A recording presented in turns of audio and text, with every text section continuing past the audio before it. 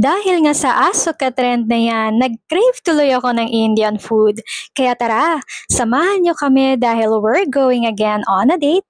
And this time at Pepper Tree, a modern Indian Filipino resto located here sa may The Pop-Up sa may Katipunan sa Quezon City.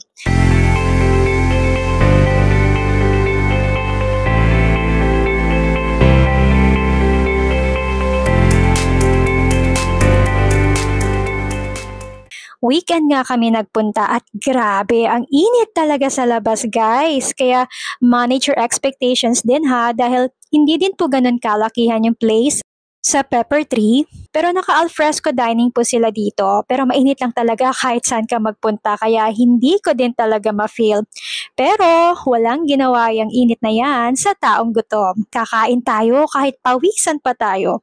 Kaya gora na tayo mga beshi ko. At ayun na nga, umorder na nga pala si Hubby ng appetizer. At ang kinuha nga po namin ay yung kanilang stir-fried shrimps na grabe. Parehas talaga namin nagustuhan. Super yummy. Mild lang yung anghang niya, fresh yung shrimp, at hindi po siya overcooked. Yung spices na ginamit nila dito, winner. Malalasahan mo talaga siya in every bite. Grabe. Favorite ko na talaga to. Ang sarap, I swear. Tapos, kumuha nga din po kami ng kanilang masala sisig pork. Sabi nila not your ordinary sisig daw, kaya na-curious talaga kami. And yes na yes, may something din ha. Ang yummy din ng version nila ng pork sisig. Unique daw ang recipe nila dito at isa nga po ito sa bestsellers nila. And sa main dish naman, tinry din namin yung kanilang chicken tikka masala. Grilled chicken naman siya na may tomato curry sauce. Ito talaga so rich in flavor. So creamy ng sauce. Nagustuhan ko talaga siya kasi kahit sauce lang panalo na eh.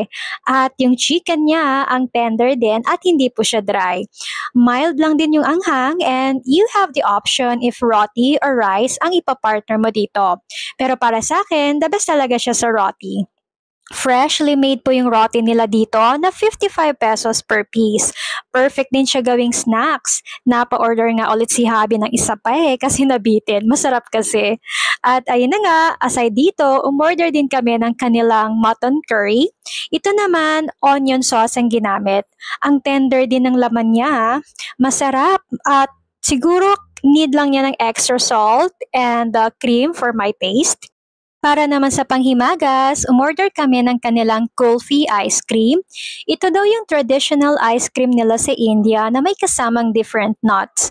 Medyo nanibago ako sa lasa ng ice cream pero if you want to try something new, I suggest na itry nyo din ito. Pati na din yung kanilang gulab jamun. Milk balls siya na nakasoak sa scented syrup. I like the taste but too sweet for me. Pero all in all, nasatisfy naman ang cravings ko sa Indian food. Sometimes we really need to try different cuisines para mas lalo natin sila ma-appreciate, lalo na ang culture nila. And you can order din pala through Grab Food and Food Panda. Nagdi-deliver din sila. You can contact them for direct orders sa number na to. And that's it. Hanggang sa susunod nating food dates, follow us for more and see you on our next vlog.